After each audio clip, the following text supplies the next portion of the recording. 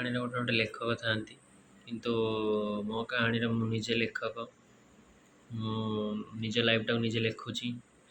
କେବେ ଯଦି ପଢ଼ିବାକୁ ସୁଯୋଗ ମିଳେ ତ ନିଶ୍ଚିତ ପଢ଼ିବ।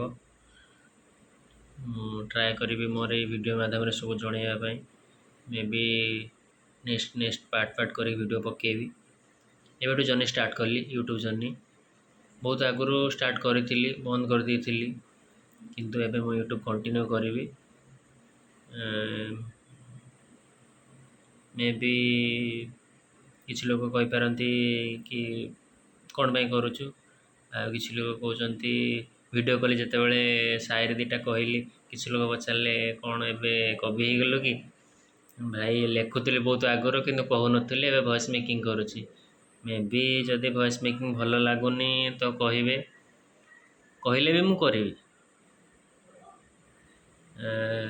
ମୋତେ ଭଲ ଲାଗୁଛି। ନିଜକୁ ଯେଉଁଥିରେ ଖୁସି ମିଳୁଛି ସେଇଟା କରନ୍ତୁ। ଅନ୍ୟ ଖୁସି ସହିତ ନିଜକୁ କମ୍ପେୟାର କଲେ ନା ଜୀବନରେ କେବେ ଖୁସିରେ ରହିପାରିବେନି। ନିଜକୁ ଯେଉଁ ଖୁସି ମିଳୁଛି କରନ୍ତୁ, ବାସ୍। ଖୁସି ଅନ୍ୟ କହିଦେଲା କି ସେ କହିଦେଲେ କି ମନ ଦୁଃଖ କରିଦେବା, ଭାଇ ମନ ଦୁଃଖ କରିଦେବା, କିନ୍ତୁ ଆମେ ଯେଉଁଥିରେ ଆମକୁ ଖୁସି ମିଳୁଛି କିନ୍ତୁ ସେଇଟା ଆମକୁ କରିବାକୁ ପଡ଼ିବ ନିହାତି।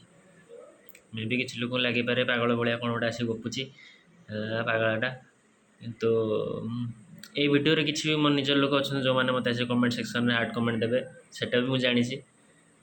ବାସ୍, ଆଉ କ'ଣ କହିବି।